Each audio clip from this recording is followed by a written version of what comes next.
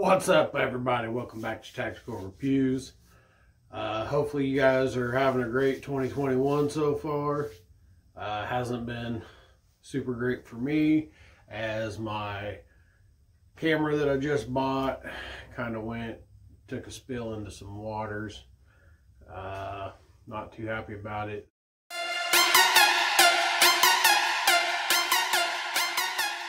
I kind of wanted to just kind of go over EDC'S. If you followed my channel and seen all my videos, you kind of know what I already have anyways, but this is kind of a way to just kind of throw everything into one video. Anybody that's new to guns last year and this year that don't know quite what to get or what they're looking at getting or any of that, maybe this can kind of give them some ideas.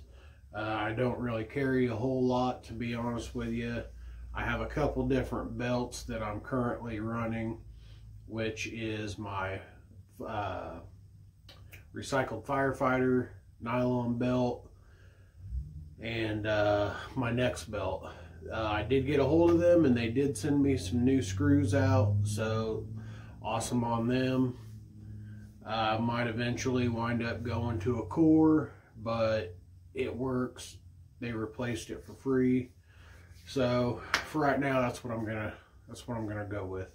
I have some compact pistols that occasionally I get out, but for the most part, I have a SIG 365, a Glock 43X, and my Springfield Armory Hellcat.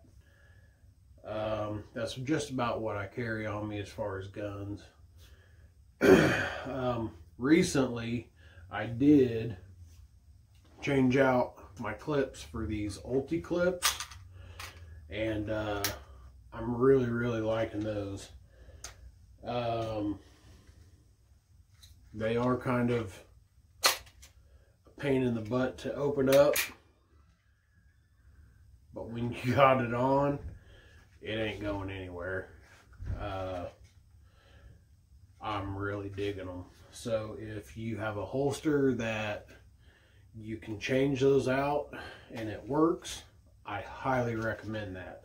I haven't had them too long, so I can't tell you a long duration how they hold up, but for the small amount of time that I have been running them, I got no complaints, man. I mean, they hold. If I was wearing something without a belt, I would feel entirely confident that it's not going to come out. So yeah. So my belts, my guns. Now, as far as the holsters go, I've had a million. Everybody's got drawers full of holsters, but I've stuck with the JT holsters from Hutchinson, Kansas. Man, I really like it. I think that it's one of the best quality holsters that I've ever had. I highly recommend them to everybody if you like this style of holster that's going to get the job done right. Now, as far as any of my other holsters with the rigs, I have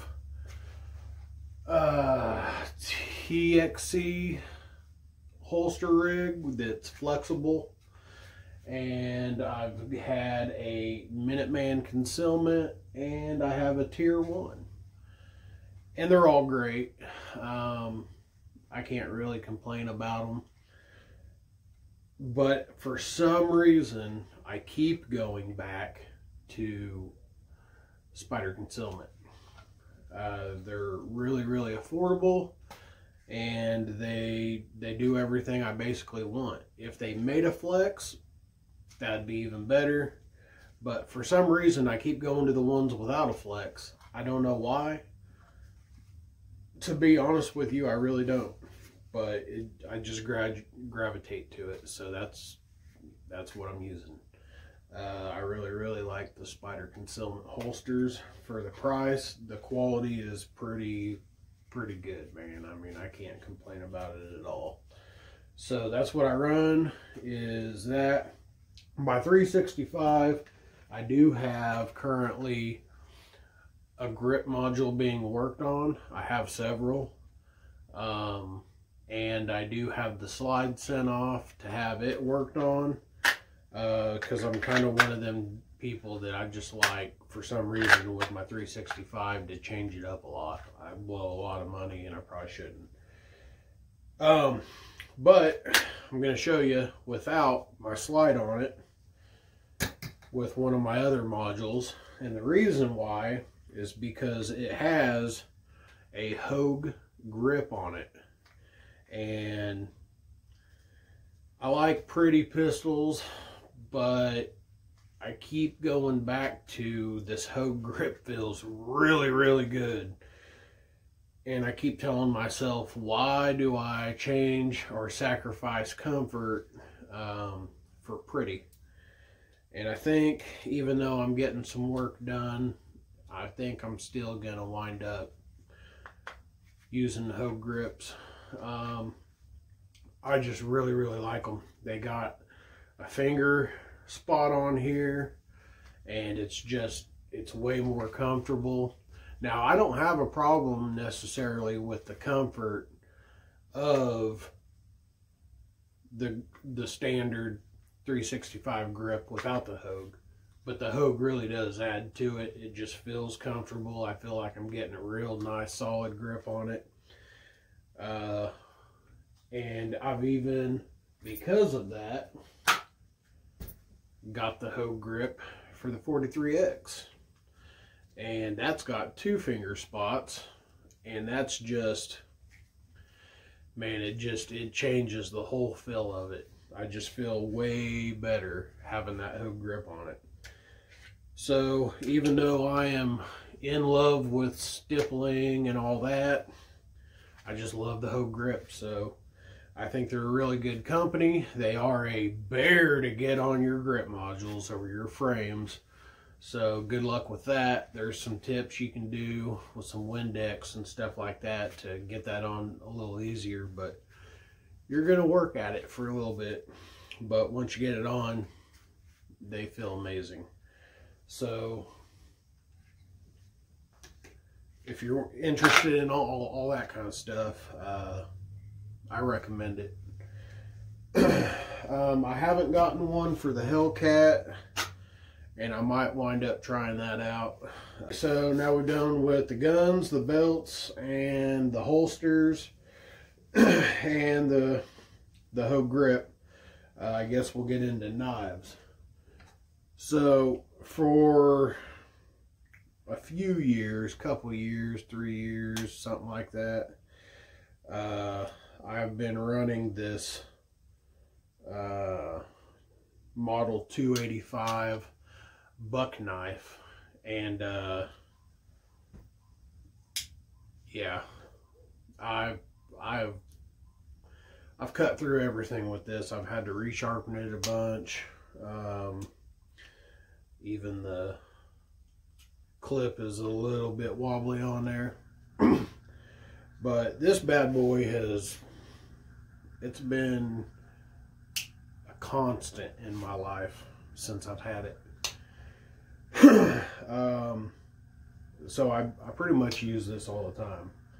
Now, here, not too long ago, for I believe Christmas actually, the old lady sent me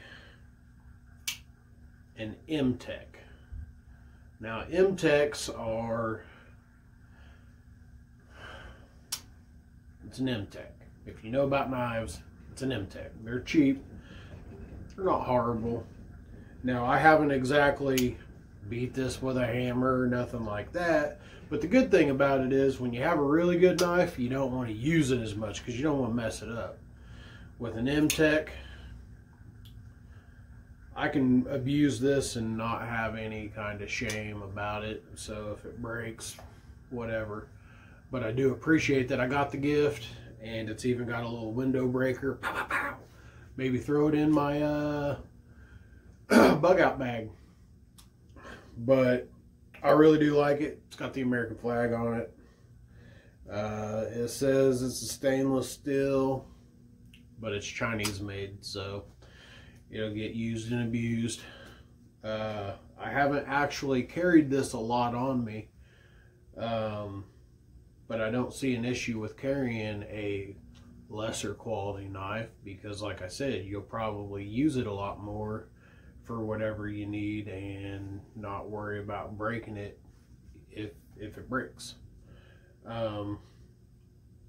So moving on from that, I recently, as of yesterday, got this Kershaw Blur, and this thing cut me on the second time opening it on my thumb. I was using my other hand instead of my dominant hand and just slipped, barely even touched it, but it slipped me open pretty good. So I know it's sharp. It's got it almost feels like a rubber, but I'm pretty sure it's plastic. I don't know, but it's got a really good aggressive grip to it, and it's a S30V stainless. Supposed to be some really awesome stuff. Ken Onion design. This is probably going to be my daily carry over even the buck knife for a while, until I find something snazzy. But this thing feels great, so that's probably going to be what I start carrying on me every day. Other than that, my typical other EDC stuff is my wallet and my keys. On my keys though, I do have, it's like a small little Phillips head and a flathead screwdriver. That way if I ever did need them, I kind of got them there. They're probably not anything awesome, but I'd rather have something than nothing, I guess. So other than that, I mean, that's pretty much my everyday carries. That's about it. Like, subscribe, the algorithm stuff. I know you guys watch YouTube. You hear it everywhere. For real though, hit the like and subscribe. I've got like 150 something subscribers, and I'd like to get that up. So there will be more videos coming. Oh, before we do go, I just got this in. I haven't even got to mess with it, but it is a FDES Works 365 flat trigger.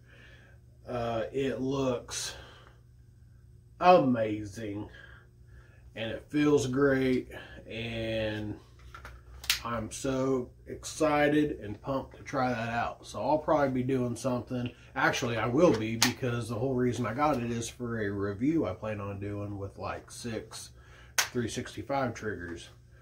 So stay tuned for that one. Other than that, y'all have a super awesome 2021, and I'll see you in the next video.